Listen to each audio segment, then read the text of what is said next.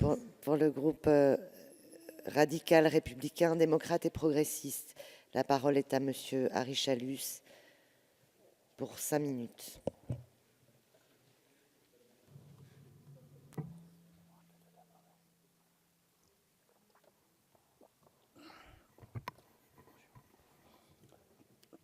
Madame la ministre, Madame la présidente, Mesdames, Messieurs, chers collègues, nous sommes aujourd'hui encore une fois réunis pour l'examen de ce projet de loi relative à l'égalité réelle dans l'outre-mer. Rédaction issue d'un accord trouvé avec nos collègues sénateurs en commission mixte paritaire. Je tiens toutefois à regretter les conditions dans lesquelles la CMC s'est déroulée et veux rappeler que titulaires comme suppléants peuvent participer au débat, qui n'ont pas à être confisqués au bénéfice d'arguments de pure autorité, qui n'ont pas leur place au sein d'une enceinte regroupant des parlementaires tous élus de la nation, quel que soit leur territoire d'élection, grand ou petit. Si je tiens ici à saluer l'esprit de dialogue et de concertation qui a prévalu avec Madame la ministre lors de l'examen de ce texte, afin de permettre cette marche à l'égalité, je ne peux m'empêcher de rappeler et de m'interroger sur l'opportunité de ce texte lorsque je relis l'article 1er de la Constitution du 4 octobre 1958. La France est une république indivisible, laïque, démocratique et sociale. Elle assure l'égalité devant la loi de tous les citoyens sans distinction d'origine, de race ou de religion. Elle respecte toutes les croyances, son organisation est décentralisée. Tout y est, et pourtant, l'égalité réelle en outre-mer est un objectif à atteindre tant les différences avec l'Hexagone sont immenses. Les territoires ultramarins sont riches de ressources naturelles, économiques, humaines, historiques, mais aussi de diversité et d'écart avec l'Hexagone. Écart de développement, de niveau, de prix, de territoire, de climat ou encore de géographie. La Guadeloupe ne ressemble à rien à Saint-Pierre-et-Miquelon, par exemple. Malgré ces différences, et le rapporteur l'a précisé, l'égalité réelle transcende les statuts et les régimes législatifs. Même si certaines similitudes existent entre le territoire ultramarin, force est de constater que chacun dispose de spécificités. Le texte que nous examinons aujourd'hui témoigne de la prise en compte de celles-ci.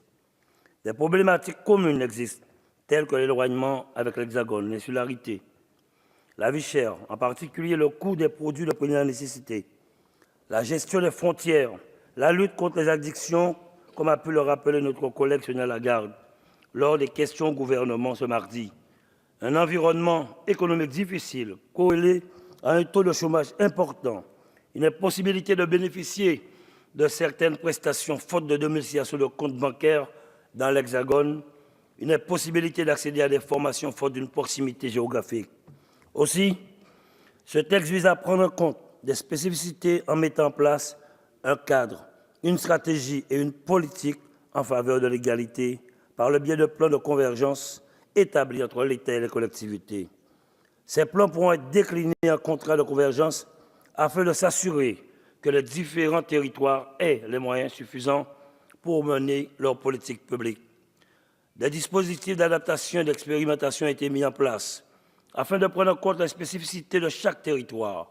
Vous me permettrez à ce titre d'exprimer un profond regret, à savoir le refus, alors même que ce dispositif aurait été une chance pour les jeunes Guadeloupéens, de la mise en place de centres de l'établissement public d'insertion de la défense, l'EPID, établissement ayant pour vocation de permettre l'insertion sociale et professionnelle de ces jeunes sans diplôme ou sans titre professionnel ou en voie de marginalisation sociale.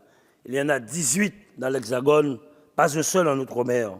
Et pourtant, c'était une volonté du président Hollande. Si cette politique de planification ainsi que les autres mécanismes prévus par le texte nous conviennent parfaitement, encore faut-il qu'ils disposent de moyens de leurs ambitions d'une véritable effectivité.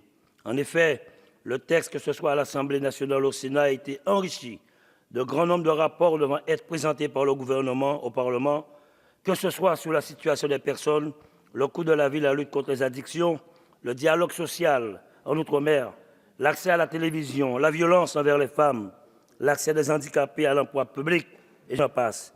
Pour autant, nous sommes très satisfaits par l'insertion, grâce à notre groupe parlementaire, d'une définition de la continuité territoriale, celle-ci s'entendant du renforcement de la cohésion entre les différents territoires de même État, et notamment les territoires d'outre-mer, et la mise en place ou le maintien d'une offre de transport continu et régulier à l'intérieur de ces territoires et entre les territoires et la France hexagonale. Par ailleurs, de nombreuses dispositions bienvenues ont été insérées d'ordre social, économique, commercial et bancaire, fiscal, juridique ou encore institutionnel, mais aussi relatives à la mobilité et à la continuité territoriale et numérique en faveur de l'école, de la formation, de la fonction publique, du développement durable, du respect des droits des femmes, de la culture, notamment concernant le passé de certains territoires ultramarins. Nous subissons encore l'empoisonnement du chlordécone en Guadeloupe. Parce que notre pays doit prendre ses responsabilités, nous associons à notre collègue polynésien, je me tourne vers toi Maïna, à la suppression bienvenue de la loi du 5 janvier 2010 relative à la reconnaissance et à l'indemnisation des victimes des essais nucléaires français, de risques négligeables de causalité entre les maladies contractées et les essais nucléaires réalisés. Cette condition trop restrictive entraînait le rejet de la majorité des demandes individuelles d'indemnisation. Désormais, si les conditions de l'indemnisation sont réunies, la demande de l'intéressé bénéficiera d'une présomption de causalité. Pour ma part, c'est par solidarité envers les collègues ultramarins, mais aussi parce que je crois à la parole donnée.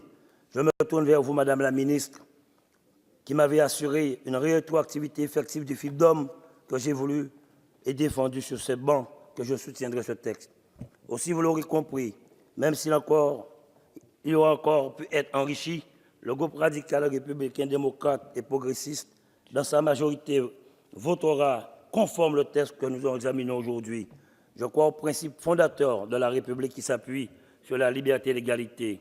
Je reste persuadé que ce qui serait à revoir, ce n'est pas la loi, mais garantir son application pleine et entière dans tous les territoires de la République, que ces territoires soient excentrés géographiquement ou positionnés au cœur même de la France continentale. L'égalité, je suis un Français né et résident en Outre-mer. Je ne suis pas un Français de l'Outre-mer. Je n'ai jamais entendu parler de Français de Normandie, de Français de Corse ou de Savoie. Je vous remercie.